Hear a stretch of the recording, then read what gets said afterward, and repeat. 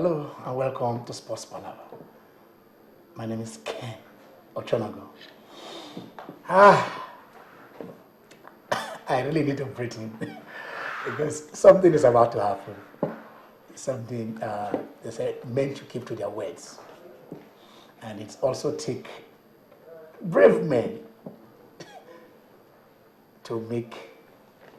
How do I use? I'm looking for the right word. I will get it. But then, when you say, if this happens, I will do this.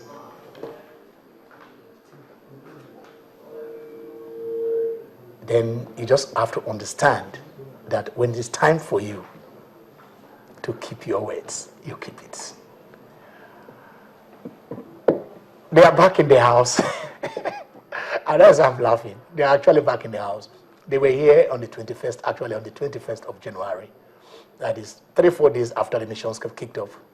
And somebody said something here. We couldn't grab that. But then men will agree that we said this and we said that.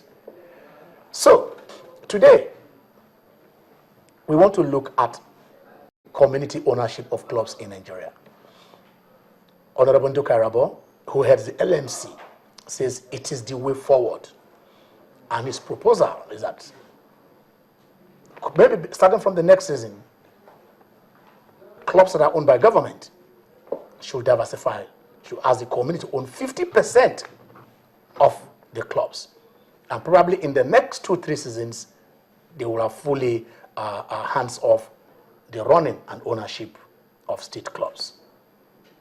So we ask ourselves, should it be compulsory? Is it the only way out? Is it the only alternative? Or should it be voluntarily done? That if you want to own your club, if the state want to run, and they can run it well, they should. But if they cannot, then you hand it over to whoever you want to. But it has been the model, they say. The model of so many great clubs that have existed and stayed for over 100 years because they are community-based, widespread. So that is what we are looking at today. But before that, acknowledgement has to be made. And apologies before the whole world. Yes, he says, I will do so. First, let me start with Humphrey Njoku. Humphrey, welcome to Sports Palava. Yeah, nice to be here again. Sheung, I know you are not smiling. Sheung, welcome to Sports Palava. It's a pleasure to be back here again. All right. And before I do anything, yes, the African Cup of Nations have come and gone. Yes. The undeserved winner won it. But I want to publicly, on Channels Television... You're not excited? Yes. Was Kufo excited when they were cutting his hair? Okay. I mean Samuel Ose Kufo. Okay, apologize. Yeah, so... Look at him, apologizing to him. I've come here to apologize on 2 grounds. He stuck by his words. He said Ivory Coast was going to qualify top of their group, which they did. Mr. Humphrey Njoku, I salute your courage. Congratulations. And I think I wasn't in the right frame of mind when I was saying that. Then he went as far as saying, even from that group stage, when they were having a topsy-turvy performance, that they would go as far as winning the Nations Cup. And I said, which Nations Cup? And I plotted all this graph. But they navigated all those routes, and they went ahead to win the 30th African Cup of Nations. I did so many things for him today, and I'm doing this again on air. To all those who supported Mr. Humphrey Njoku, I salute you, and I'm saying I'm sorry. I took too much water on that day, and that intoxicated me. So, Mr. Humphrey Njoku, congratulations. After which, can we move ahead? That is the man. You can't take it away from the man. He says, I am apologizing. Humphrey said here, for the record, he said, it was after the first group stage, he said, if Cote d'Ivoire failed to win the Nations Cup, he will change his name right here on this set. And then Sheung said, we shall see. You are going to change your name. Because before then, Sheung himself had said, yes, Sheung had said that if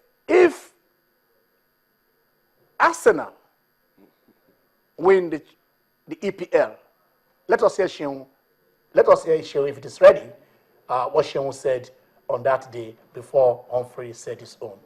If it is ready, can we take it? when they see say money in the Premiership, it's got Felipe Luis, it's got Costa, it's got Fabregas, it's got those are equally players. Those are equally players. Just like Kudoski, just like Campbell. You know that Mangala, 5% company, roadblock for Arsenal. So what? So Fernando. So what? Can we have your last words here? My last word is, if Arsenal wins the EPL, then I'll see Victor Milan Bridge. You I told you that. And your last word is, it's good to have a team that has realized that mistakes are made. Yeah. Congratulations, the transformation has started. Okay. All right, the transformation has started, says Prince Will. And Shehu says, if Arsenal win the league, he is going to keep it on record. I'm going to be watching this show. Keep this tape, and I'm going to keep it, because if Arsenal win the league, Shehu will escort Shehu from the beginning to the end of Third Mainland Bridge, and he will sweep it. I will take it, I will bring it to the camera and show you. Well, that is show. That is show for you, telling you he will sweep Third Mainland Bridge if Arsenal wins. I mean the EPL. That is still ongoing. So, shall we see there? Prince Will is waiting, maybe, to offer the same apology that Shehu has done. So let's start with the business of the day. Community ownership. Why do you think it is the way forward for Nigerian League, and why do you think that it is compulsory, just like what Honorable Nduka Irabo is saying? Well, when you look at that decision, it's not something he just slept over and came out and said. It's a deep-rooted thought, and it's based on present reality that is staring us in the face, that as today is being marked for official draw for 2014-2015, every fellow of the domestic league is panicking. Can we have finances for all the clubs who will participate in the upcoming season? And the reason is not far-fetched. This political period, we have a league that the last season is 20 Premier League clubs. 18 are owned by state government. Just two, Nembe City and Giwa FC. Nembe has gone on relegation, but the status quo with the fact that Gabriel's FC have joined the EPL, which means we still have two out of 20. It's worrisome, and that would have informed LMC boss that, look, the way out of this quagmire is to have a community base. And if you ask me, we have been trying to see how we can run away from it.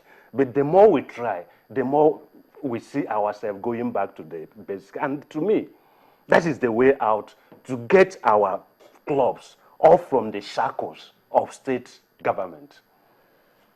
Of the shackles of state government, and it says everybody heart is beating. Where will the money come? Some are still owing. I mean, the clubs cannot pay. Everybody's political. They're spending money on politics. Less money left to run the clubs. Why do you decide? Why do you think that is not the way forward? With all due respect to Honorable Nduka Irabo, for all he has done for the league management, with the league management company, and they have done for the league, I don't think he was saying the right thing to have said it should be community-based. And I asked a simple question: how many community can take care of clubs? We are still complaining about players sleeping at government house because they've not been paid.